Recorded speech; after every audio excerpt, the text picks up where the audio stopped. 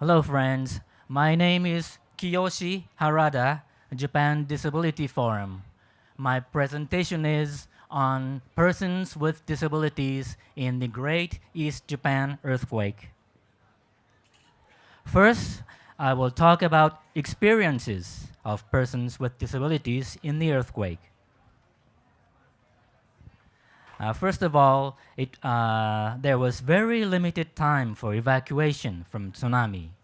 It was only 30 or 40 minutes after the earthquake that the first major wave came.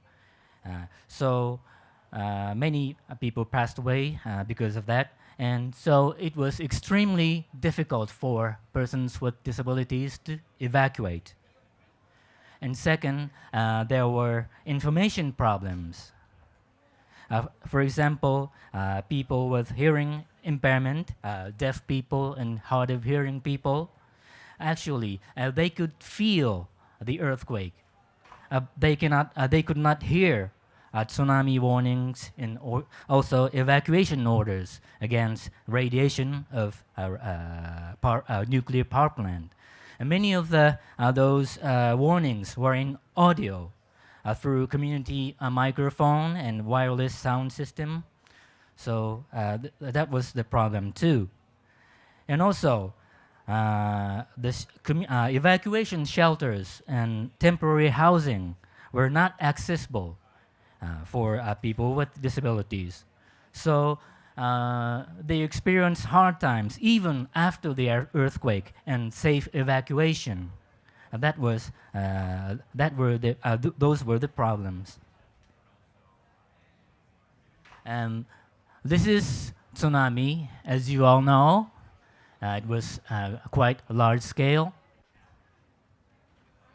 And this is after the tsunami. Everything was gone, and many lives too. Actually, the mortality rate of persons with disabilities is double compared to general population. These are the data of Miyagi Prefecture. These data are from a newspaper company. Let's look at the bottom column. Mortality rate of total population is 0.6%. However, for persons with disabilities, 1.6, more than double.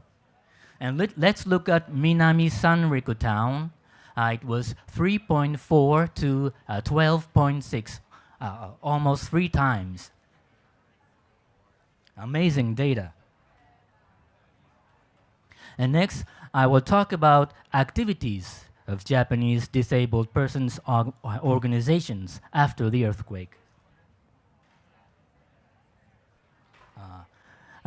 First thing I'd like to mention is that even local governments were seriously damaged. Many of government staff and professionals lost their lives, health, and family members, houses, properties.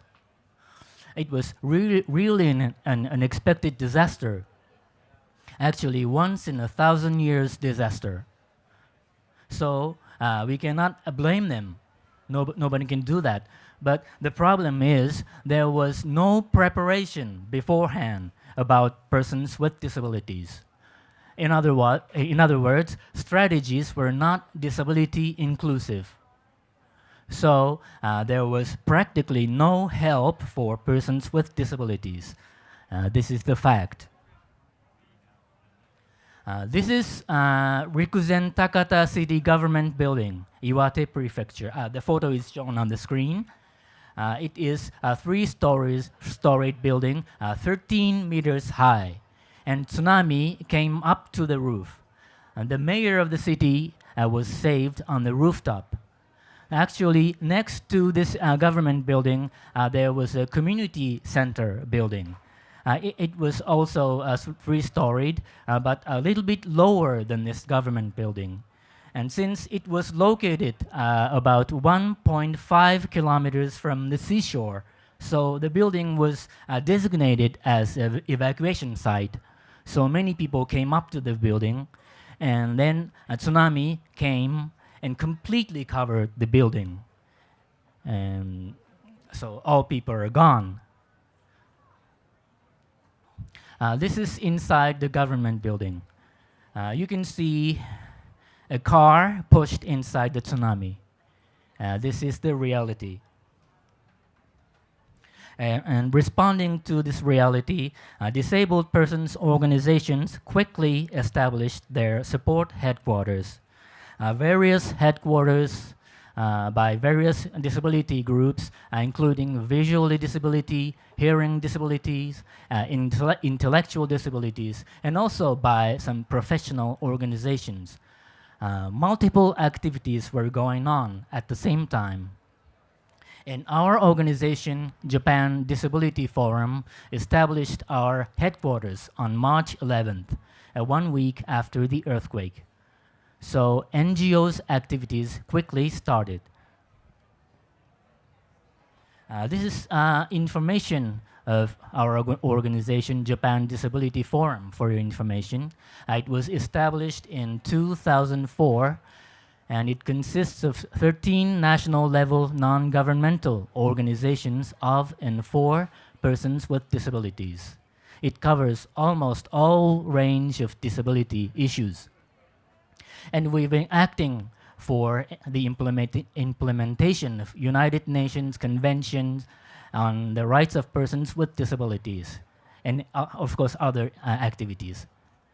And after we set up the support headquarters, we established support centers in 3 most affected prefectures, Iwate, Fukushima, and Miyagi.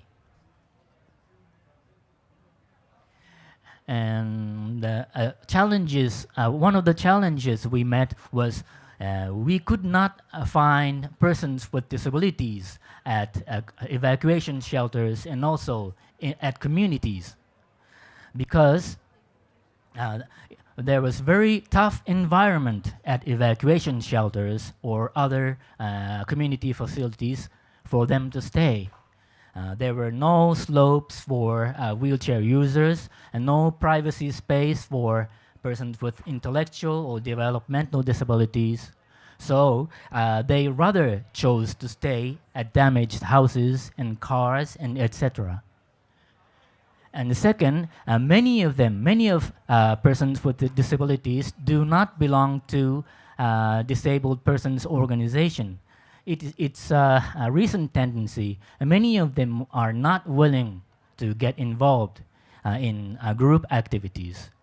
And also, in the affected areas, which was a northeastern part of Japan, many of persons with disabilities are being cared by their family members. So they were not users of community services. That made them quite invisible to others. Sorry. And one more, personal information protection laws and regulations were often an obstacle in locating persons with needs. Local governments hesitated to disclose their whereabouts. Actually, even governments didn't know their whereabouts, but at least they had their name lists. But they even hesitated to disclose the name lists. So we tried to make collaboration with local governments to identify and respond to the needs of persons with disabilities. These are examples of our JDF activities. First, we had outreach activities to individuals with disabilities in collaboration with local public health staff. They had personal information of persons with disabilities. And next, Minami Soma City, Fukushima Prefecture, which was damaged by the tsunami and also nuclear power plant accident. And also Rikuzen Takata City disclosed personal information of persons with disabilities and requested us to make surveys. These surveys are for urgent help and also for future strategies. And next, JDF sent its members to governmental committees to make a proposal for the revision of relevant laws and guidelines. Actually, now Basic Act on Disaster Control Measures are being revised in the present session of our national government. Oh, 1 minute. Okay. And in short,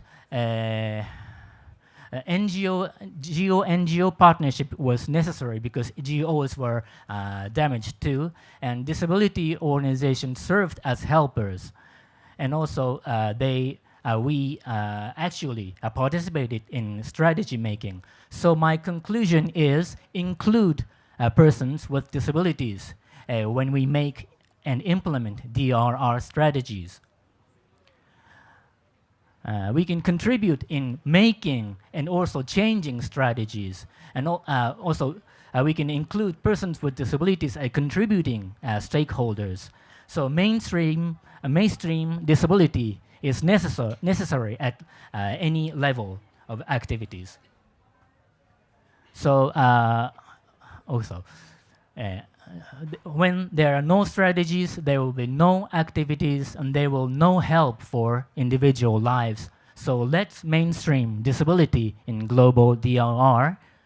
So in order to include, we produced a documentary film with the Nippon Foundation called Messages of Life. I will show you a short trailer now. A video, please. Okay, so please come to Marketplace. Once in a while, we'll show a full version of our video. So please come to the Marketplace. And also, please visit our website. Or you can simply search with Messages of Life. Thank you very much.